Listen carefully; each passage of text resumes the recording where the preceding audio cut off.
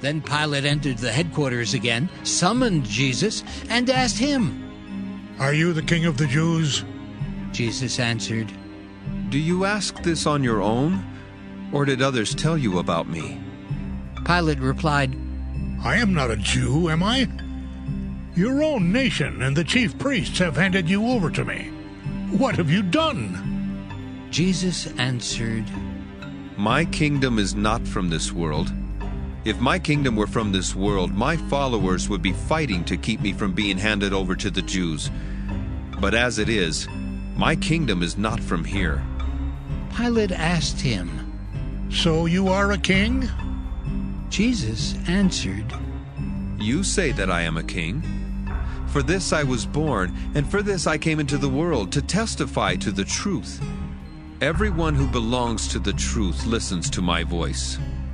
Pilate asked him, "What is truth?" After he had said this, he went out to the Jews again and told them, "I find no case against him." Do you ask this on your own, Pilate? What's Jesus doing? Oh, he's focusing intently on Pilate here, right? On Pilate's understandings and Pilate's heart. Jesus is doing what Jesus has done all along in the book of John, and it's why if someone pressed me into a corner and asked me why I like the book of John the best, aside if you had Matthew, Mark, Luke, and John, and you said, which one do you enjoy the best? It would be John, hands down. Why? Because Jesus does several things in John, but there's several of the same things. And do you know what he does? He reaches into the depths of who people are. And when he does that, he questions their understanding of who he is and why that matters to their life. And you see it time and time again in the Gospel of John. Nicodemus at night, a Pharisee of Pharisees, meets with Jesus in John chapter 3. A woman who could not quench her thirst in John chapter 4. A man who was in need of healing, and it just so happened to be the Sabbath in John chapter 5. By John chapter 8, it's the woman who's caught in the middle of adultery. And yet Jesus comes and enters into the middle of her mess. And on and on and on.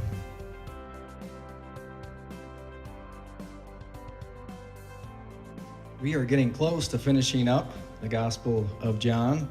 As I mentioned last week, Peter's trying to give this pastor a little ambition to get us through here. We are going to be on page 112 in the red Bibles in front of you, if you'd like to turn there and follow me along this morning.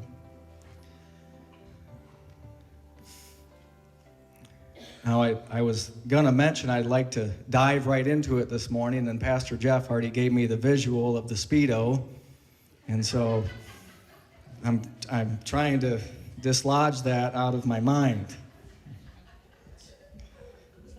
But I would like us to jump right in for lack of having a good introduction this morning. So we are going to be taking a look at chapter 18, verse 28.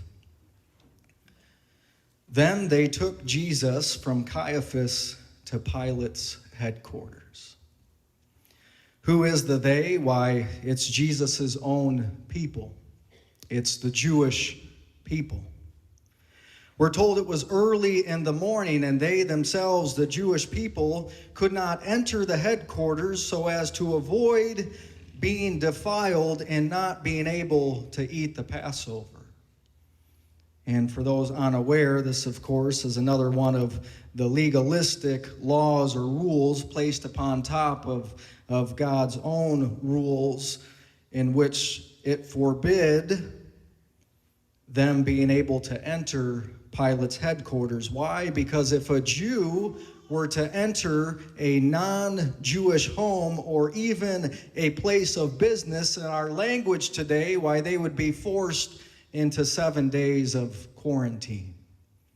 And for the Jewish leaders, right now in the middle of this story, in the middle of presenting Jesus to Pilate, would mean that they would miss out on Passover. And so they weren't about to do that. And so in verse 29, we're told that Pilate went out to them. And I wanted to stress the going out to them, because what happens within this story next is we see a lot of Pilate going out, and we see a lot of Pilate coming back in. He's going out to meet the Jewish crowds. And these were not quiet crowds. He's going out to meet the Jewish crowds who were wanting at this point to see Jesus put to death. And it's probably not even strong enough for me to say wanting. They were raging at this point to see Jesus put to death.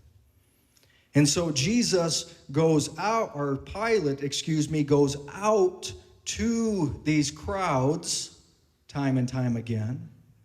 But he also comes back into his headquarters. And he comes back into his headquarters to speak with this man, Jesus, who, unlike the raging crowds outside, is anything but raged. In fact, Jesus almost has more questions to ask of Pilate than Pilate does of Jesus. And if you can envision, and I almost asked Ben for his tug-of-war rope this morning, you can envision Pilate being placed smack dab in the middle of a tug-of-war rope between the raging crowds outside and the calm Messiah that resides within his headquarters. And come to find out, we learn, of course, that God in his providence has decided that Pilate is going to be placed in this position of having to make a decision. Pilate is smack dab stuck in the middle of a raging, manipulative, twisted crowd of Jewish people who want to see Jesus crucified. And inside his headquarters stands truth with a capital T in the form of God in flesh before him. And you see this picture of him being tied to this tug-of-war rope on the outside, but what also is happening, of course, is he is being stirred on the inside through these encounters with the crowd and his encounter with the truth. And he's wrestling, and we'll see that. And so continuing on, Pilate says to the crowds, "What accusation do you bring against this man?" Well, they answer him, "If this man were not a criminal, we would not have handed him over to you." So Pilate at this point says, "Why, take him yourself and judge him according to your law." They're trying to pass the ball to Pilate, but Pilate does not want the ball. He's trying to toss the ball back into their court. "Take him yourself and judge him according to your law." But the Jews reply, and in my translation, Pilate, "We would take him, but we can't." And we can't. Why? Because we are not permitted to put anyone to death. And John tells us this was to fulfill what Jesus had said when he indicated the kind of death that he was to die. In God's providence, God had planned far in advance for the salvation of some and not all, that Jesus was to die by crucifixion on a cross. And the only way that this was going to be accomplished at this point in time in history was if a Roman decided it was going to be accomplished. It's really the moment in Pilate's life. You've heard the sound effects in the movie, the dun, dun, dun. It's the part of the story when Pilate by God's providence, is fastened to that rope, and he has to make a decision. In verse 33, Pilate enters into his headquarters again. You see how I told you this story is really Pilate going out and Pilate coming back in? Well, he's entered into his headquarters again in verse 33, and he has summoned Jesus. And he asks of him, "Are you the king of the Jews?" And Jesus answers, and look how Jesus answers. "Do you ask this on your own, or did others tell you about me?" Do you ask this on your own, Pilate? What's Jesus doing? Well, he's focusing intently on Pilate here, right? On Pilate's understandings and Pilate's heart. Jesus is doing what Jesus has done all along in the book of John, and it's why if someone pressed me into a corner and asked me why I like the book of John the best, aside if you had Matthew, Mark, Luke, and John, and you said, which one do you enjoy the best? It would be John, hands down. Why? Because Jesus does several things in John, but there's several of the same things. And do you know what he does? He reaches into the depths of who people are. And when he does that, he questions their understanding of who he is and why that matters to their life. And you see it time and time again in the Gospel of John. Nicodemus at night, a Pharisee of Pharisees, meets with Jesus in John chapter 3. A woman who could not quench her thirst in John chapter 4. A man who was in need of healing, and it just so happened to be the Sabbath in John chapter 5. By John chapter 8, it's the woman who's caught in the middle of adultery. And yet Jesus comes and enters into the middle of her mess. And on and on and on.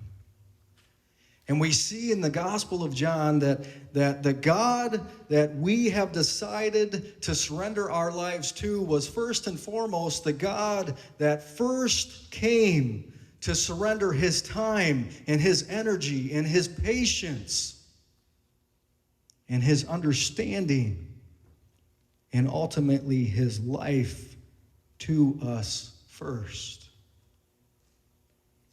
How many hours is Jesus away from hanging on a cross at this point in the story? And does he care about trying to relieve himself from hanging upon the cross? Pilate, are you asking me about who I am? His attention is attentively focused in on Pilate.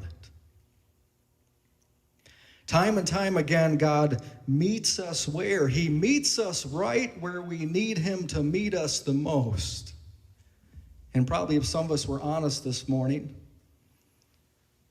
God uses so many different things to meet us in what we need him to meet us in the most, whether it's just sitting our butt in a pew like you're doing today, whether it's clicking on a radio, whether it's a phone call from a friend, it's a book you picked up, it's the Bible that you read. And if we're all honest, at other times we have washed our hands of his truth at certain times in our lives, haven't we? And we've pushed him away. But at other times, we realized that the God in this Bible is a God who is not afraid to get his hands dirty. He's a God that's not afraid to walk through the pasture that's piled high with manure. God is not afraid of our crap. God wants to wash away our manure. And God even wants to intersect the life of a man who he knows that God in his providence will force him to make a decision. And most of us know the end of the story, right? that Pilate washes his hands of his decision to crucify the Messiah. But in the end, that's not really how it works, is it? We can't wash our hands of the truth that's presented right before us.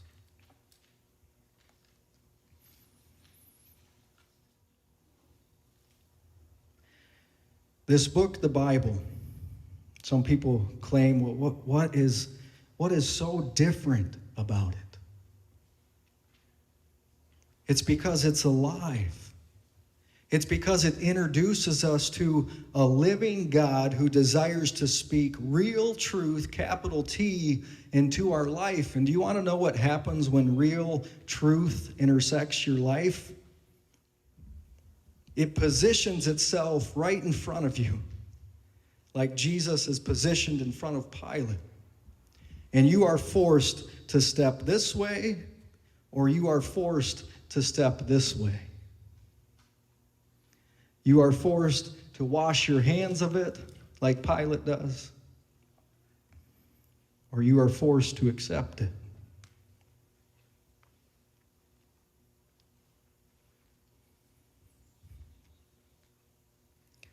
And the truth is that truth always bothers us when we understand that it's truth, capital T. And we either recognize our need for Jesus to wash away our sin, or we will wash our own hands of the truth that first came to us. Pilate replied in verse 35, he says, I am not a Jew, am I? He says, your own nation and the chief priests have handed you over to me. What have you done? He says to Jesus. What have you done that they've handed you over to me? And Jesus answers, my kingdom does not belong to this world. If my kingdom belonged to this world, my followers would be fighting to keep me from being handed over to the Jews. But as it is, my kingdom is not from here. So you are a king, Pilate says. Jesus answers, you say that I am a king, but for this I was born, and for this I came into the world, to testify to the truth. And everyone who belongs to the truth listens to my voice. And so Pilate inquires, in what tone, in what way, out of aggravation, out of pure curiosity, I do not know, but he simply says three words, what is truth? Jesus, what is truth? After he had said this, he went out to the Jews again. And he told them, I find no case against him, but you have a custom that I release someone to you at the Passover. Do you want me to release for you the king of the Jews? And why they all shouted in reply, no, not this man, but Barabbas. Now Barabbas was a rebel, a revolutionary, the least of all men to be released. But please don't release Jesus, release Barabbas, they shouted.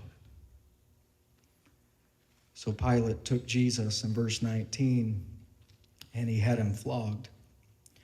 And the soldiers wove a crown of thorns, and they put it on his head, and they dressed him in a purple robe. And they kept coming up to him, saying, Hail, King of the Jews, and striking him on the face. And so Pilate went out again. And he said to them, look, I am bringing him out to you to let you know that I find no case against him, right? I am washing my hands of this case against this man. And when the chief priests and the police saw him, they shouted, crucify him, crucify him. And Pilate said to them, take him yourselves and crucify him. I find no case against him. The Jews answered him, we have a law, and according to that law, he ought to die. Why? Because he has claimed to be the Son of God. He has claimed to be God himself. And when Pilate hears these words, we're told in verse 8 that he was more afraid than ever. Something was stirring. Something was happening within Pilate, wasn't it? And so where does Pilate run next? Back to the crowds? No. He enters back into his headquarters in verse 9 again. And he asked Jesus, he presses him, "Where are you from?" And what does Jesus do? Have you ever pressed Jesus for an answer and the only thing you ever get back is silence? Where are you from? Where are you from? But Jesus gave him no answer. Pilate then said to him, "Do you refuse to speak to me?" And in other words, do you not know who I am? Do you know that I have the power to release you and the power to crucify you? You can feel the tension building in the story right now. This is when Pilate is beginning to understand that there is something different about this man. The back and the forth, the pressure from the crowds, the pressure from the truth that stands before him. Just tell me who you are and where you come from. And so Jesus finally speaks and he says, "You would have no power over me unless it would have been given to you from above." And then he says, "Therefore, the one who handed me over to you is guilty of a greater sin." Just like Jesus encounters people all throughout the Gospel of John, he encounters Pilate in John chapter 18. And he encounters a man that he knows has been divinely placed in the middle of this tug-of-war rope in terms of what is going to happen to Jesus Christ. And I couldn't help but ponder, how many of you parents have placed your kids in a youth soccer league? And nowadays, at the end of the youth soccer league, they usually have a trophy ceremony, right? And I remember when I was a kid, not everybody got a trophy. But now, everyone gets a trophy. And everyone gets a ribbon. And everyone gets a pat on the back. And there's no winners or losers here, right? We grow up. We're adults.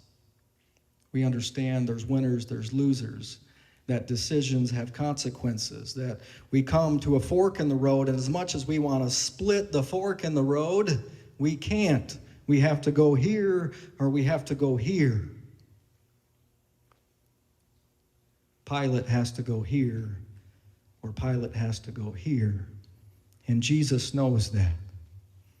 Jesus encounters this man who has been divinely placed here. And I think in some form of grace, he says this to Pilate. He says, "Therefore, the one who handed me over to you is guilty of the greater sin." And you say, how is that grace? I think in some sense, Jesus understands the wrestling within Pilate. And he says, "Pilate, the real guilty ones are the ones that brought me to your doorstep." But nonetheless, Pilate has to make a decision. From then on in verse 12, Pilate tried to release him, but the Jews cried out, "If you release this man, you are no friend of Caesar. Everyone who claims to be a king sets himself up against Caesar, up against the true king." And here it is. It's the final tug that does him in, right? Where is your ultimate allegiance, Pilate? Here's the manipulative, twisted demands from God's chosen people, the Jewish people. "Pilate, if you release Jesus, we'll rat you out to your people. You will be known as no friend to Rome." And so when Pilate heard these words, in verse 13, he knows that it's time. that he has to bring Jesus outside of his headquarters. And we're told that he comes and he sits on the judge's bench at a place called the Stone Pavement, or in Hebrew, Gabbatha. The soccer season is over. The final ceremony is at hand, where Pilate stands up and he gets to hand out all the trophies, right? No, Pilate knows that he has to hand over one trophy. Is it Barabbas or is it Jesus? Verse 14, now it was the day of preparation for the Passover, and it was about noon. And he said to the Jews, "Here is your king." And they cried out, away with him, crucify him." And Pilate asked them, "Shall I crucify your king?" And the chief priest answers, "We have no king but Caesar."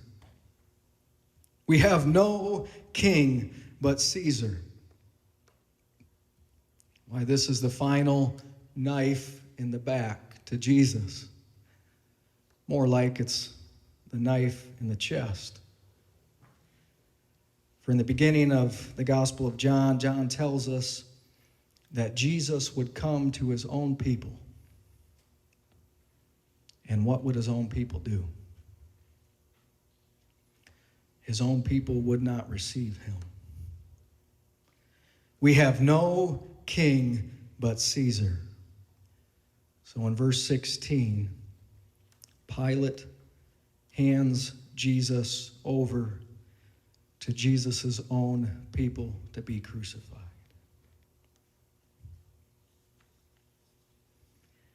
There is so much that can be said from this story. But I want us to leave with just two pictures this morning.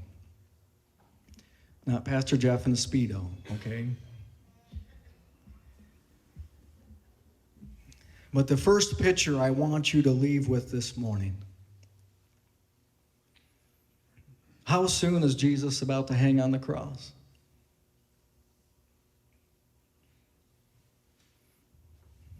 Where is his attention fastened in this story? To the heart and the life and the soul of a man named Pilate, who he knows stands in a divinely position. And yet here he is, hours away from a gruesome death, and yet he cares enough to take the time to inquire within the mind and the heart and the soul of this man.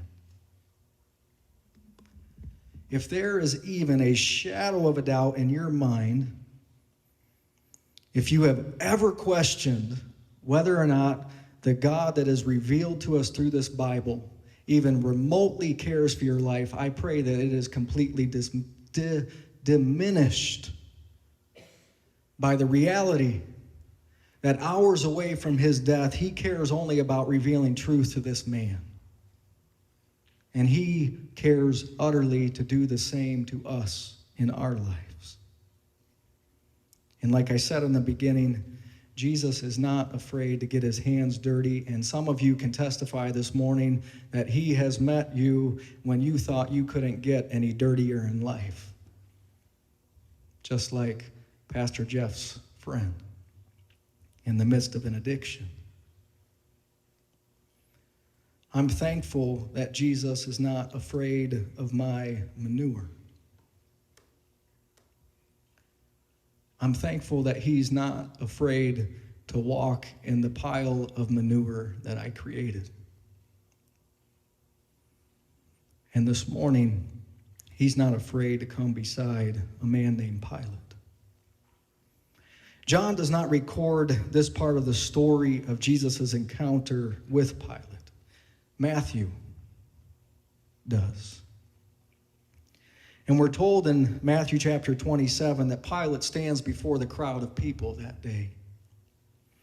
And we're told, and you read in verse 24 of chapter 27, that he saw that he could do nothing.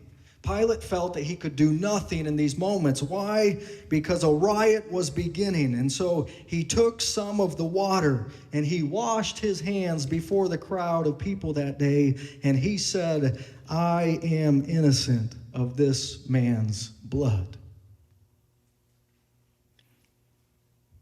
Was he really innocent?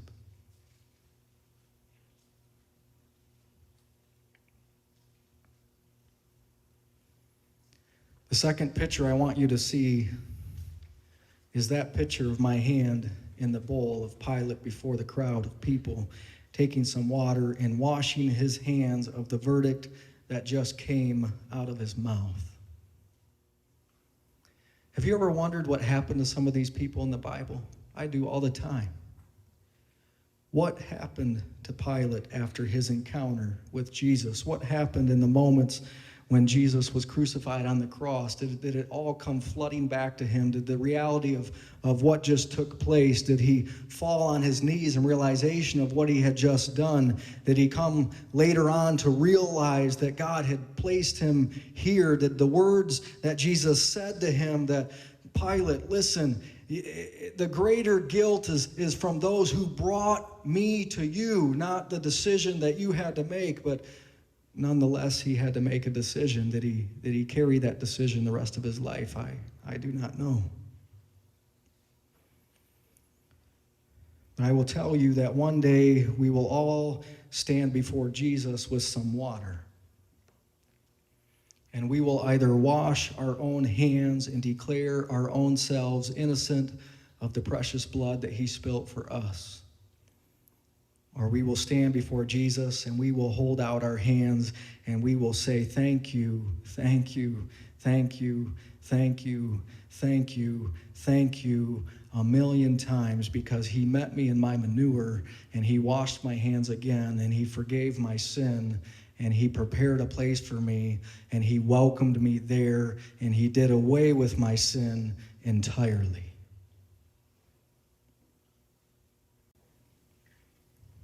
Because it was my sin that held him there. Let's pray.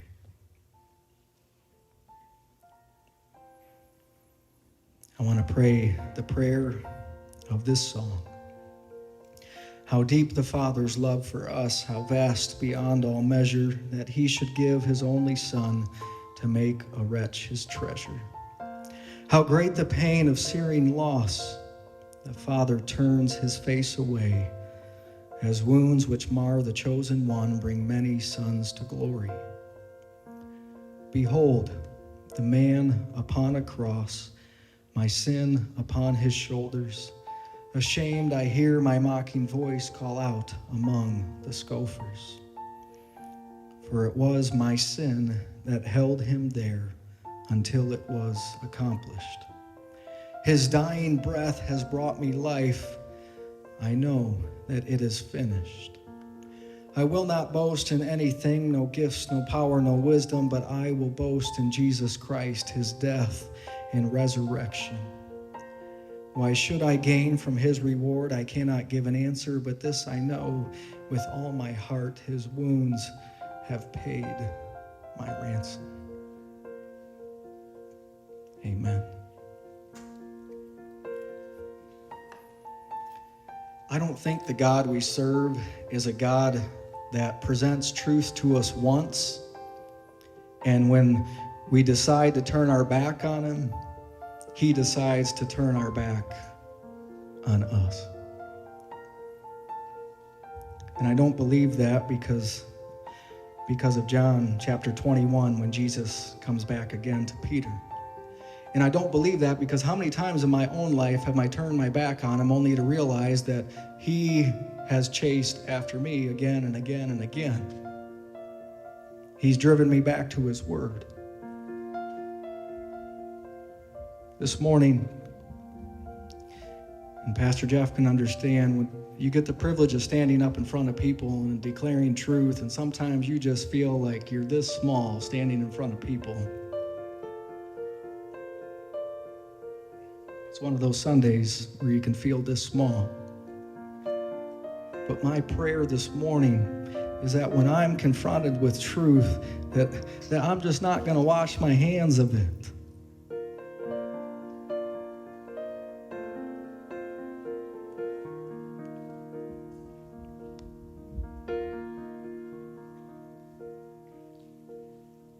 That I'm going to be continually transformed by the truth that he wants to wash my life with.